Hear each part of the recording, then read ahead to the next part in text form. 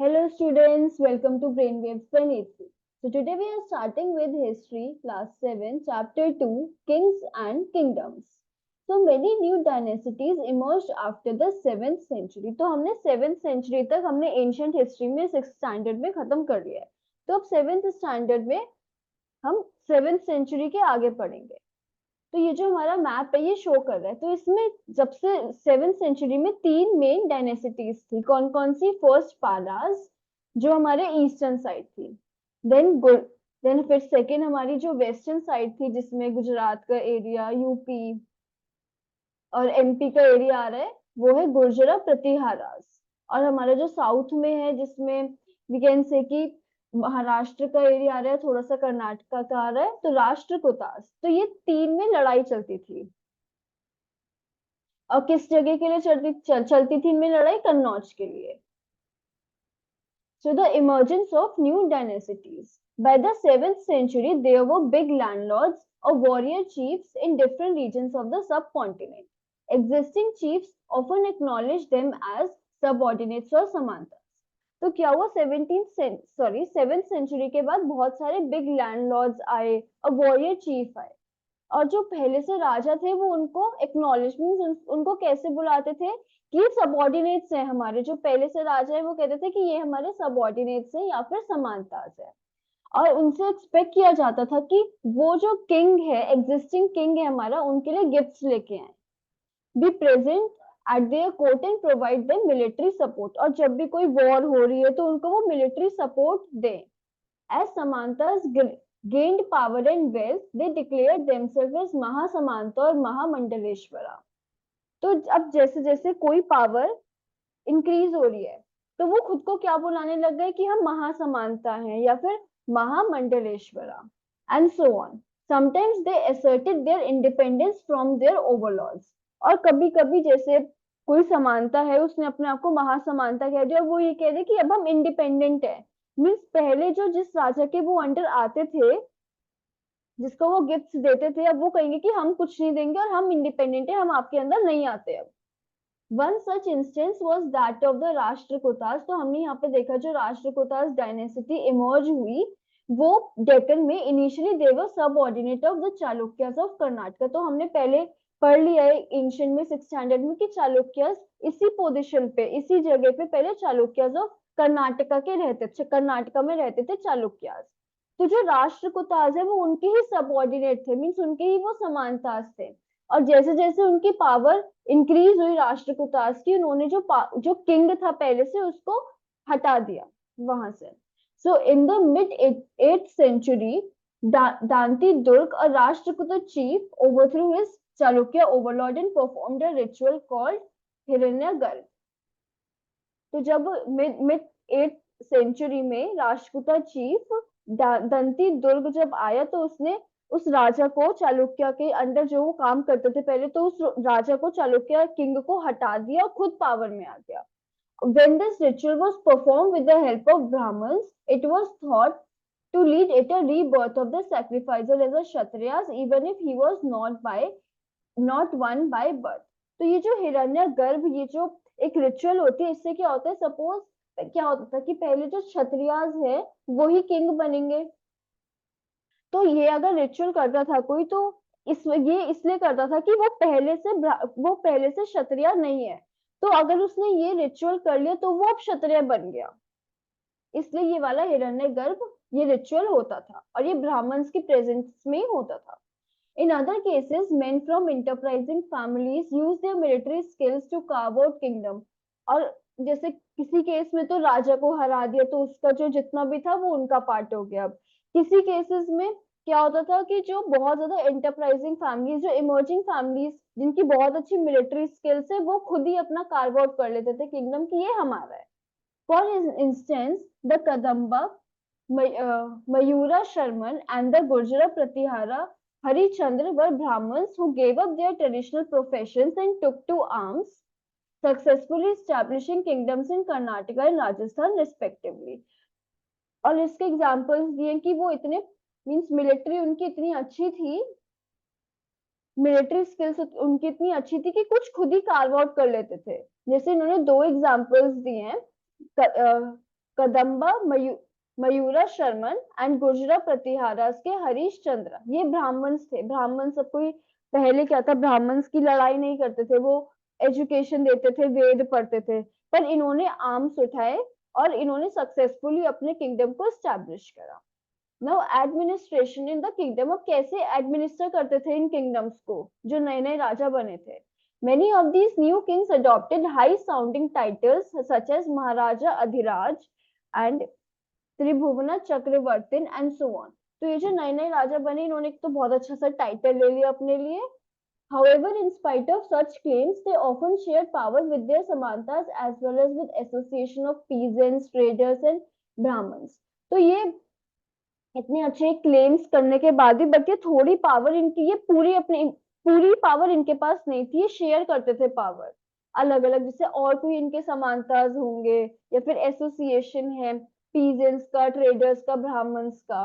In each of these estates resources were obtained from the producers, that is peasants, cattle keepers, artisans, who were often persuaded or compelled to surrender part of what they produced. अब हमने ancient में पढ़ा था कि taxes जो थे वो compulsory नहीं थे, कि अपने मन से बाली जो था अपने मन से दे दो नहीं दो, वॉलेंट्री था। बट अब क्या हुआ, इन्होंने फिक्स कर दिया कि नहीं, इतना पार्ट तो तुम्हें देना ही पड़ेगा। तो सपोज कोई पीजेंट है, मीन्स फार्मर है, या फिर कैटल कीपर्स है, आर्टिशियंस है, उनको कंपेल करा जाता था, मीन्स उनको जबरदस्ती कहा जाता था कि इतना पार्ट तुम्हें देना पड़ेगा। Sometimes they were claimed as rent due to a lord who asserted that he owned the land. Revenue was often collected from traders.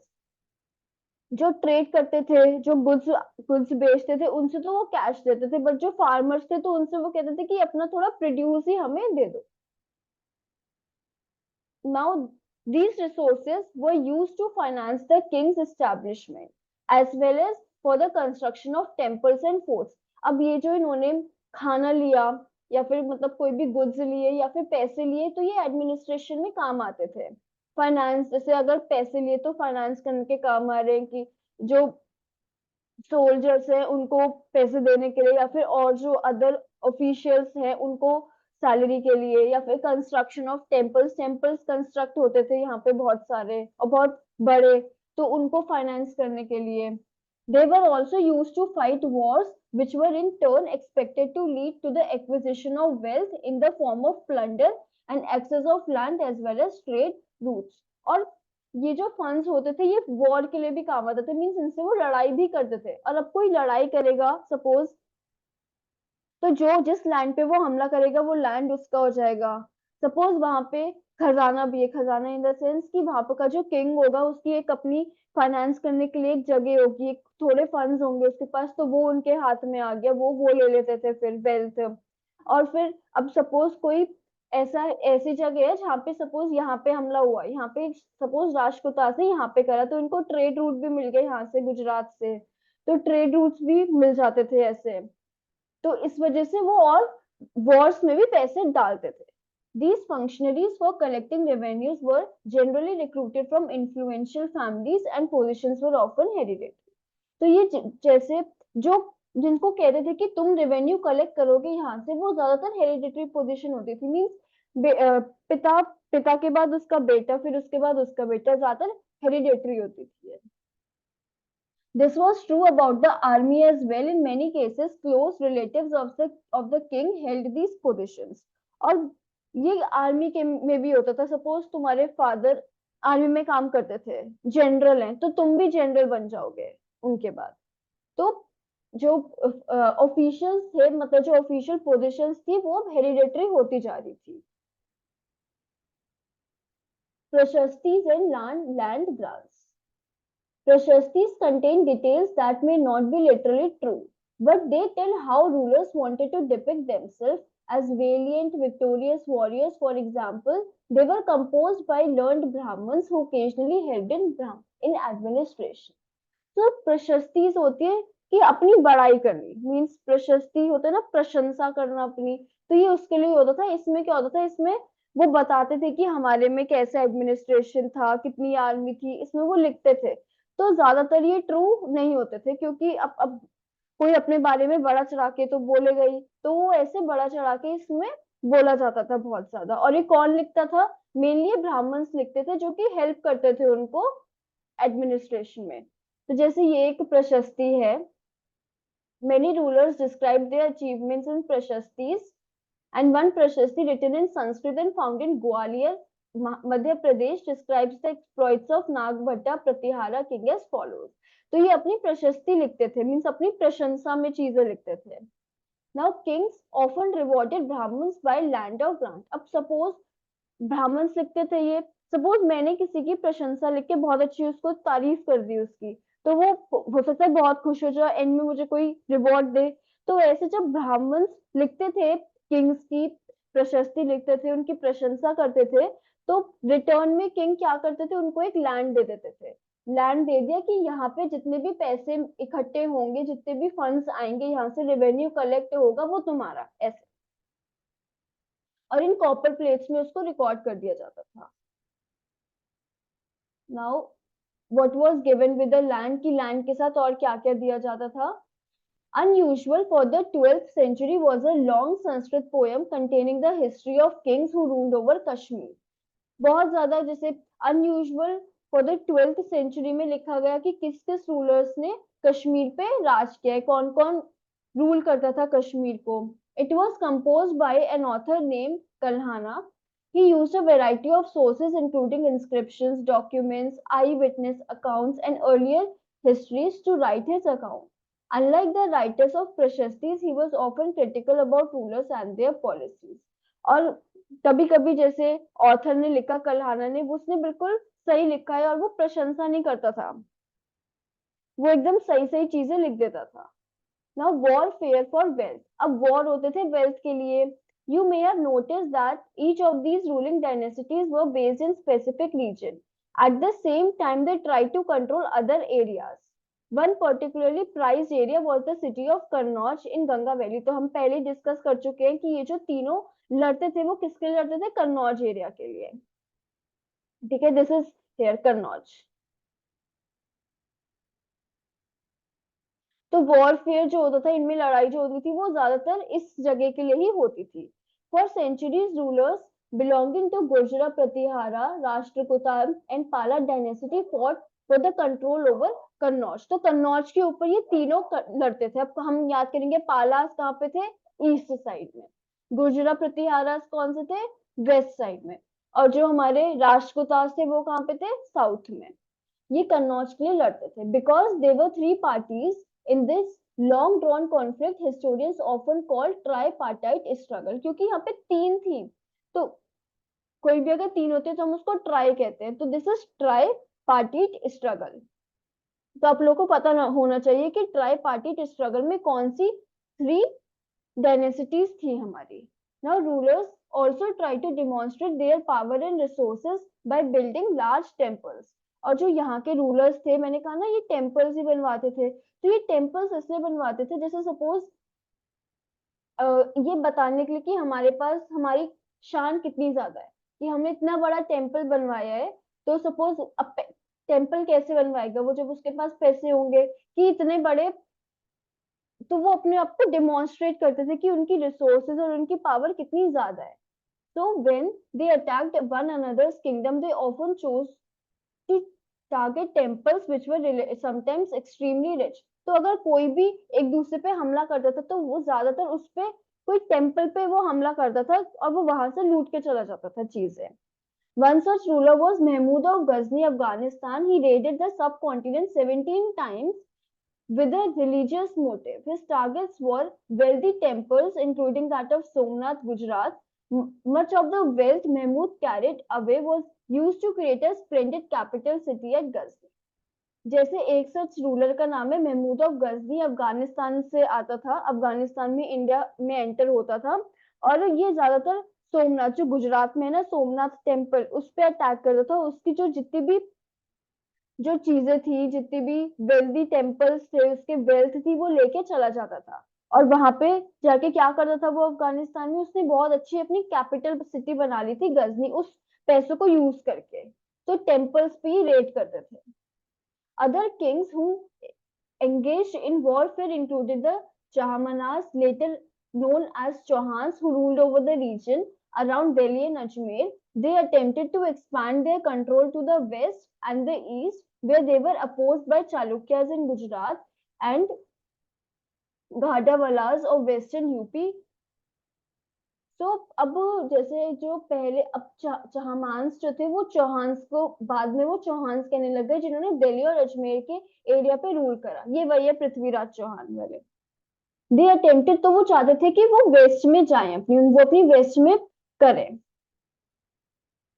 तो दिस इज चाहमा, वो चाहते थे कि वो वेस्ट में जाए और वो ईस्ट में भी जाए, बट दोनों जगह से उनको कहीं ना कहीं स्ट्रगल करना पड़ा। क्यों? क्योंकि दो मेजर डायनेसिटीज भी वहां पे इमर्ज कर रही थी।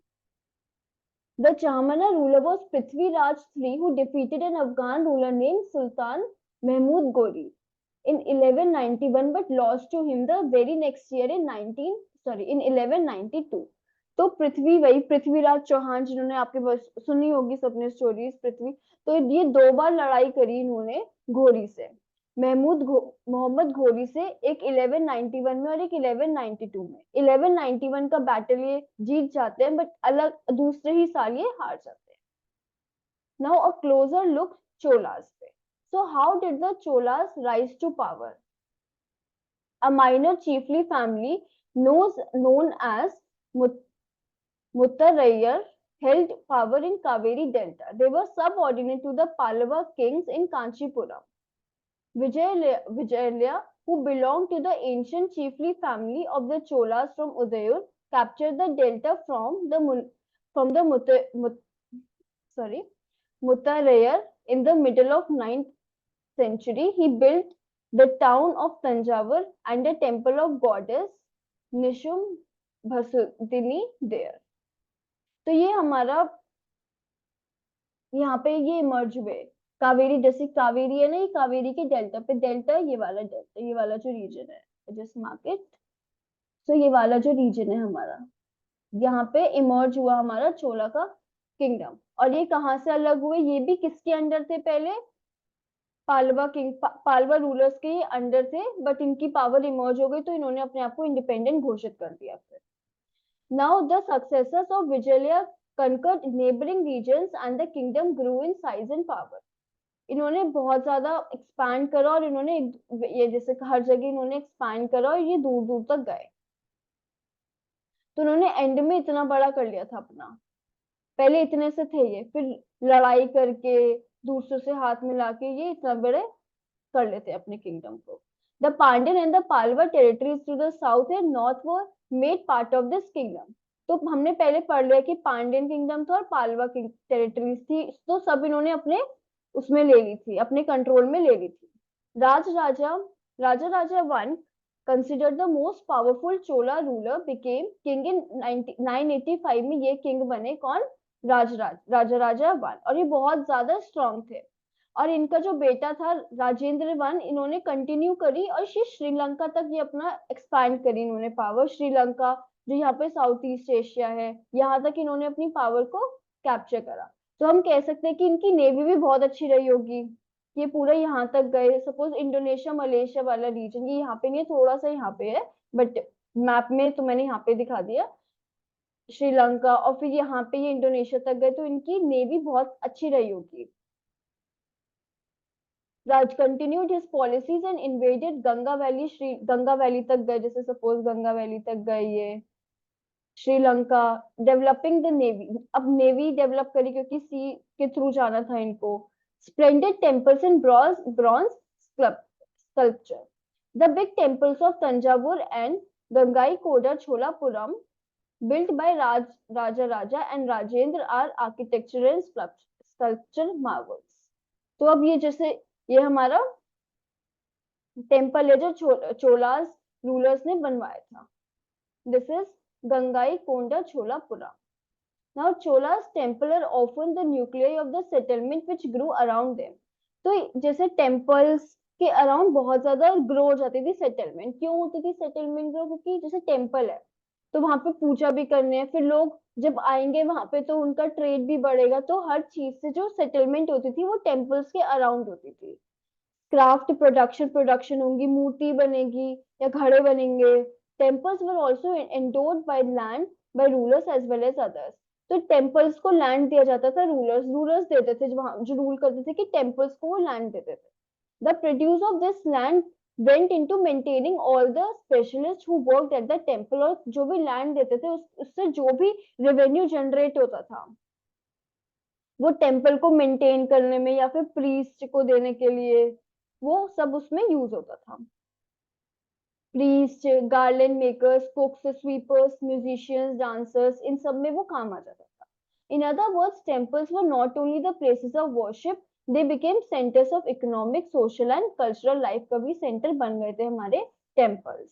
Amongst the craft associated with temples, the making of bronze images was most, की ब्रॉन्ज इमेजेस भी बनने लगी थी. Bronze Chola's bronze images were considered as amongst the finest in the world. World में सबसे ज्यादा फाइनेस्ट कोई अगर इमेजेस थी तो वो चोलास रूलर्स की थी, किंगडम की थी.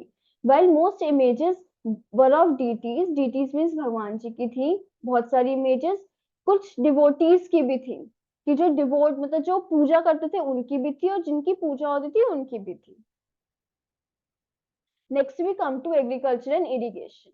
Many of the achievements of the Cholas were made possible through new developments in agriculture. तो उन्होंने बहुत ज़्यादा डेवलपमेंट करी एग्रीकल्चर में भी. Note that the river Kaveri branches off into several small channels before emptying into Bay of Bengal. तो हमने देख लिया ऊपर कि कैसे डेल्टा बना रही थी हमारी कावेरी रिवर. तो वो बहुत अब फर्टाइल सॉइल है, ये बहुत ज्यादा डेल्टा वाली जो सॉइल होती है ना वो बहुत ज्यादा फर्टाइल होती है, क्योंकि समुद्र में मिलने से पहले जो जितनी भी उसमें मिट्टी होती है ना वो सब छोड़ देती है, ज्यादातर सेडिमेंट्स जो थोड़े से मोटे होते हैं जो वो कैरी नहीं कर सकती तो वो छोड़ देती है उसको. तो ये जो मिट्टी होती है बहुत ज्यादा फर्टाइल होती है. तो यहाँ पे एग्रीकल्चर होता था, पर्टिकुलरली कल्टीवेशन ऑफ राइस होता था. Although agriculture had developed earlier in other parts of Tamil Nadu, it was only from the 5th and 6th century that this area was opened up for large scale cultivation. तो ऐसा नहीं है कि पहली बार cultivation हो रहा था, but इस एरिया में तमिलनाडु में और बहुत सारे एरिया में होता था कल्टीवेशन, बट इस एरिया में 5th से 6th सेंचुरी में ही स्टार्ट हुआ एकदम बहुत लार्ज स्केल कल्टीवेशन. फॉरेस्ट को क्लियर करा गया, land had to be levelled in other, land को लेवल करा गया. In delta region embankments have to be build to prevent flooding and canals had to be constructed. अब canals build करे गए, means एक मेन रिवर है उससे छोटी छोटी हम कैनाल्स करते हैं ताकि हम फील्ड्स में पानी जा सके. थोड़ी थोड़ी हम यहाँ पे क्या करते हैं वो करते हैं, थोड़ी थोड़ी छोटी सी नदी सी बना लेते हैं ताकि हर फील्ड को हमारा पानी मिल सके. In many areas 2 crops were grown in the year. और बहुत सारे एरिया में 2 क्रॉप ग्रो हो जाती थी एक ही साल में. In many cases it was necessary to water crop artificially, a variety of methods was used for irrigation. अब हम हमें क्रॉप ग्रो करने तो हम इरिगेशन मींस पानी तो देंगे, पानी तो चाहिए क्रॉप्स को, तो हम आर्टिफिशियली भी पानी देते थे. क्या करते थे हम वेल्स डक कर लेते थे, वेल्स डक कर लिए अगर, या फिर हमने बड़े बड़े टैंक बना लिए उसमें पानी इकट्ठा कर लिया, रेन वाटर कलेक्ट हो जाता था या खुद पानी इकट्ठा कर लिया उसमें, तो वो फिर हम उसको एंड बाद तक यूज कर सकते थे. Remember that irrigation work require planning, organising labour and resources. तो हर चीज चाहिए, प्लानिंग भी चाहिए, फिर रिसोर्स भी लगेगा, टैंक बनवाना या वेल बनवाना है दोनों में रिसोर्सेज भी यूज होंगे. Maintaining these works and deciding on how water is to be shared. फिर मेंटेन भी करना है चीजों को और ये देखना है कि किसको कितना कैसे वाटर शेयर होगा हर, ताकि हर फील्ड में पानी जा सके. Most of the new rulers as well as people living in villages took an active interest in this activities. में बहुत ज्यादा इंटरेस्ट वो लेते थे. Now administration of the empire. How was how was the administration organized? Settlements of peasants known as ur. तो हमें याद रखना है कि जो सेटलमेंट्स पीजेंट के सेटलमेंट्स को उर कहते थे, ये धीरे धीरे प्रॉस्परस हो गए क्योंकि इनका कल्टीवेशन, अब फार्मर्स हैं, फार्मर्स कैसे रिच होंगे अगर उनका कल्टीवेशन, अगर वो जो क्रॉप ग्रो कर रही है वो अच्छे से रहे, मीन्स अच्छे से वो सेल कर पाए, खराब ना हो. Groups of these villages form larger units, और फिर थोड़े ग्रुप्स ये larger units बना लेते थे Nadu. The village council and the Nadu perform several administrative functions including dispensing justice. और फिर धीरे धीरे जैसे इनका ग्रो होता गया, ये एडमिनिस्ट्रेशन जस्टिस भी देने लग गए, कुछ अगर गलत हो रहा है तो जस्टिस भी दे रहे हैं, या फिर टैक्स भी कलेक्ट कर रहे हैं. Rich peasants exercise considerable control over the affairs of Nadu under the supervision of central Chola's government. तो चोला गवर्नमेंट है वो अलग अलग जाके, ये नहीं हर चीज किंग के अंडर थी, पीजेंट्स को उन्होंने ये जिम्मेदारी दे रखी थी कि वो कलेक्ट करें रेवेन्यूज और उनको लाके दे. The Cholas kings gave some rich landowners titles like Muvain the villain, or peasant servant. Three kings, Arayar, chief, etc., are the makers of respect and entrusted them with important offices of the state at the center. ये types of land है हमारे कि villain वगाई जो है वो non ब्राह्मण peasant proprietors का था. अब ब्रह्मदेया है तो ब्राह्मण्स को जो गिफ्ट करा जाता था. शाल भोग जो मेंटेनेंस ऑफ स्कूल के लिए किया जाता था. देवदाना, अब देव है, देवदाना मीन्स जो टेम्पल्स के लिए किया जाता था. एंड पलिच छंदम मीन्स जो जैन इंस्टीट्यूशंस को डोनेट किया जाता था. अब देवदाना और पलिच छंडम में क्या फर्क है, ये जैन्स को ज्यादा था और ये टेम्पल्स में ज्यादा था. ऐसे ही शल भोग क्या है हमारा, जो स्कूल के लिए काम आता था. ब्रह्मदेव जो ब्राह्मण्स को दिया जाता था, और विलन वगैरह जो नॉन ब्राह्मण पीजेंट्स थे उनको दिया जाता था. We have seen that Brahmans, हमने देखा है कि ब्राह्मण्स को रिसीव किया दिए जाते थे लैंड ग्रांट, तो उनको हम कहते थे brahmadeva. As a result a large number of Brahman settlement emerge in the Kaveri valley age. तो अब क्या हुआ, बहुत सारा लैंड अगर हम ब्राह्मण्स को देंगे तो वो ओनर बन जाएंगे उसके, तो ऐसे बहुत सारे ब्राह्मण सेटलमेंट हो गए. Each Brahmadev was looked after the assembly और सभा ऑफ प्रोमिनेंट ब्राह्मण लैंड ओनर्स. और हर एक, जैसे ये लैंड है तो इसको एक असेंबली संभालती थी या सभा संभालती थी जिसमें बहुत प्रोमिनेंट ब्राह्मण लैंड ओनर्स थे. दीज असेंबलीज, और ये असेंबलीज बहुत एफिशिएंटली वर्क करती थी, अच्छे से वर्क करती थी. इनके डिसीजंस जो थे, जो भी डिसीजन ये लेते थे वो इंस्क्रिप्शंस में अच्छे से लिखे जाते थे, स्टोन वॉल्स ऑफ टेम्पल्स पे लिखे जाते थे. Association of traders called nagarams also occasionally performed administrative function. और जो एसोसिएशन, ट्रेडर्स का एसोसिएशन है जिसे नगरम, वो भी ओकेजनली परफॉर्म करता था अपने एडमिनिस्ट्रेटिव फंक्शंस को, ये भी एडमिनिस्ट्रेटिव फंक्शंस को परफॉर्म करता. Now inscriptions from Uttara Merur in Chingalput district, Tamil Nadu provide details of the way in which sabha was organized. कि सभा भी यहाँ पे अलग तरीके से ऑर्गेनाइज की जाती थी. और ये सभा जो है इन्होंने अलग अलग कमिटीज बना रखी थी कि ये इरिगेशन की कमेटी है, ये गार्डन्स को देखेंगे, ये टेम्पल्स को देखेंगे.